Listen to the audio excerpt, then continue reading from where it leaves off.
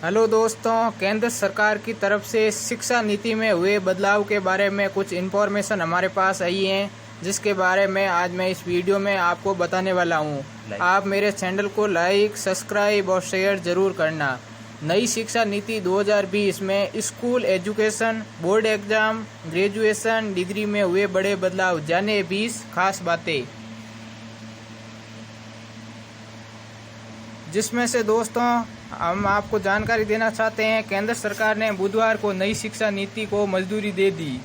करीब 34 साल बाद आई शिक्षा नीति में स्कूल शिक्षा से लेकर उच्च शिक्षा तक कई बड़े बदलाव किए गए। प्रधानमंत्री नरेंद्र मोदी की अध्यक्षता में हुई मंत्रिमंडल की बैठक में नई नीति पर मुहर लगाई गई। इसमें 2030 तक प्री प्राइमरी से लेकर उच्चतर माध्यमिक तक 100% और उच्च शिक्षा में 50% प्रवेश पर हासिल करने की बात कही गई। शिक्षा पर सरकार खर्च 4.43% से बढ़ाकर जीडीपी का 6% तक करने का लक्ष्य है, जिसमें पहले नंबर है दोस्तों, स्कूल में 10वीं और 12वीं खत्म। अब शुरू होगा 5+3+3+4 फॉर्मेट। अब स्कूल के पहले 5 साल में प्री प्राइमरी स्कूल के 3 साल और कक्षा 1 और कक्षा 2 सहित फाउंडेशन स्टेज शामिल होंगे। इन 5 सालों की पढ़ाई के लिए एक नया पाठ्यक्रम तैयार होगा। अगले 3 साल का स्टेज कक्षा 3 से 5 तक का होगा। इसके बाद 3 साल का मिडिल स्टेज आएगा, यानी कक्षा 6 से कक्षा 8 तक का स्टेज। अब 6ठी से बच्चे को प्रोफेशनल और स्किल की शिक्षा दी जाएगी,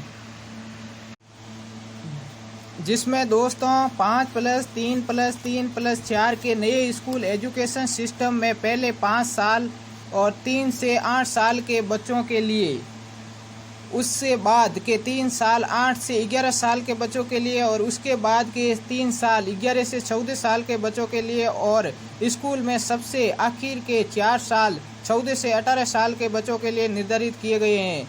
6ठी कक्षा से रोजगार पाना परक शिक्षा।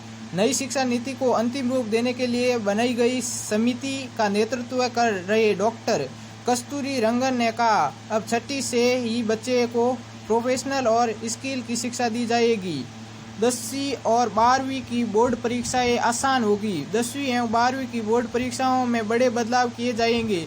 बोर्ड परीक्षाओं के महत्व को कम किया जाएगा। कई अहम सुझाव हैं, जैसे साल में 2 बार परीक्षाएं करना, 2 हिस्सों वस्तुतः ऑब्जेक्टिव और व्याख्यात्मक श्रेणी में उन्हें विभाजित करना आदि। नई नीति के तहत कक्षा 3, 5 एवं 8 में भी परीक्षा होगी, जबकि 10वीं एवं 12वीं की बोर्ड परीक्षाएं बदले स्वरूप में जारी रहेगी। 5वीं कक्षा तक मातृभाषा में पढ़ाई। नई शिक्षा नीति में 5वीं तक और जहां तक संभव हो सके 8वीं तक मातृभाषा में ही शिक्षा उपलब्ध कराई जाएगी। 5वां पॉइंट है दोस्तों, स्कूलों में ऐसे बच्चे की परमिशन का आकलन। बच्चों की रिपोर्ट कार्ड में बदलाव होगा। उनका 3 स्तर पर आकलन किया जाएगा। एक स्वयं छात्र करेगा, दूसरा सहपाठी और तीसरा उसका शिक्षक। 6ठा पॉइंट है दोस्तों, ग्रेजुएट में 3 से 4 साल की डिग्री, मल्टीपल एंट्री और एग्जिट सिस्टम। उच्च शिक्षा सचिव अमित खरे ने बताया कि नई शिक्षा नीति में मल्टीपल एंट्री और एग्जिट बहुस्तरीय प्रवेश एवं निकासी व्यवस्था लागू की जाएगी। यह छात्रों के हित में एक बड़ा फैसला। 3 साल की डिग्री उन छात्रों के लिए है जिन्हें हायर एजुकेशन नहीं लेना है और शोध में नहीं जाना है। वहीं शोध में जाने वाले छात्रों के लिए 4 साल की डिग्री करनी होगी। 4 साल की डिग्री करने वाले स्टूडेंट 1 साल में एमए कर सकेंगे। नई शिक्षा नीति के मुताबिक यदि कोई छात्र इंजीनियरिंग कोर्स को 2 वर्ष में ही छोड़ देता है तो उसे डिप्लोमा प्रदान किया जाएगा। 5 साल का संयुक्त ग्रेजुएट मास्टर कोर्स लाया जाएगा। एमप्ली को ख़त्म किया जाएगा और पोस्ट ग्रेजुएट कोर्स में 1 साल के बाद पढ़ाई छोड़ने का विकल्प होगा। नेशनल मेंटरिंग प्लान के जरिए शिक्षकों का उन्नयन किया जाएगा। बीएड 4 साल का होगा 4 वर्षीय बीएड डिग्री 2030 से शिक्षक बनने की न्यूनतम योग्यता होगी। नीति के अनुसार पेशेवर मानकों की समीक्षा एवं संशोधन 2030 में होगा और इसके बाद प्रत्येक 10 वर्ष में होगा। शिक्षकों को प्रभावकारी एवं पारदर्शी प्रक्रियाओं के जरिए भर्ती किए जाएंगे। 7वीं नीति है दोस्तों, नई नीति में MPHIL खत्म। देश की नई शिक्षा नीति लागू करने के बाद अब छात्रों को MPhil नहीं करना होगा। MPhil का कोई कोर्स नई शिक्षा नीति में निरस्त कर दिया गया है। 8वां पॉइंट है दोस्तों, खत्म होगा UGC, NCTE और AICTE, बनेगा एक रेगुलेटरी बॉडी। 9वां पॉइंट है दोस्तों, कॉलेजों को कॉमन एग्जाम का ऑफर। नई शिक्षा नीति के तहत उच्च शिक्षण संस्थाओं में प्रवेश के लिए कॉमन एंट्रेंस एग्जाम का ऑफर दिया जाएगा। यह संस्था के लिए अनिवार्य नहीं होगा। राष्ट्रीय परीक्षा एग्जाम या परीक्षा कराएगी। इस स्कूल में प्री प्राइमरी लेवल पर स्पेशल सिलेबस तैयार होगा। स्कूल शिक्षा सचिव अनीता करवाल ने बताया कि स्कूल शिक्षा और उच्च शिक्षा में 10-10 बड़े सुधारों पर मुहर लगाई गई। स्कूल कॉलेज की फीस पर नियंत्रण के लिए तंत्र बनाएंगे। खरे ने बताया कि उच्च शिक्षा संस्थाओं को ऑनलाइन स्वतः घोषणा के आधार पर मजदूरी मिलेगी। मौजूदा इंस्पेक्टर राज खत्म होगा। 12वां पॉइंट है दोस्तों, नेशनल रिसर्च फाउंडेशन की तैयारी।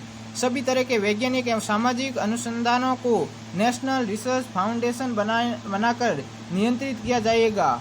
इनमें ऑनलाइन शिक्षा का क्षेत्र, भाषाओं में कनेक्ट तैयार करना, वर्चुअल लैब, डिजिटल लाइब्रेरी, स्कूलों, शिक्षकों और छात्रों को डिजिटल संसाधनों से लैस कराने जैसी योजना शामिल है। 13वां पॉइंट है दोस्तों, स्कूली शिक्षा, उच्च शिक्षा के साथ कृषि शिक्षा, कानूनी शिक्षा, चिकित्सा शिक्षा और तकनीकी शिक्षा जैसी व्यावसायिक शिक्षा भी नई शिक्षा नीति के दायरे में होगी। कला, संगीत, शिल्प, खेल, योग, सामुदायिक सेवा जैसे सभी विषयों को भी पाठ्यक्रम में शामिल किया जाएगा। ऑनलाइन एजुकेशन पर जोर।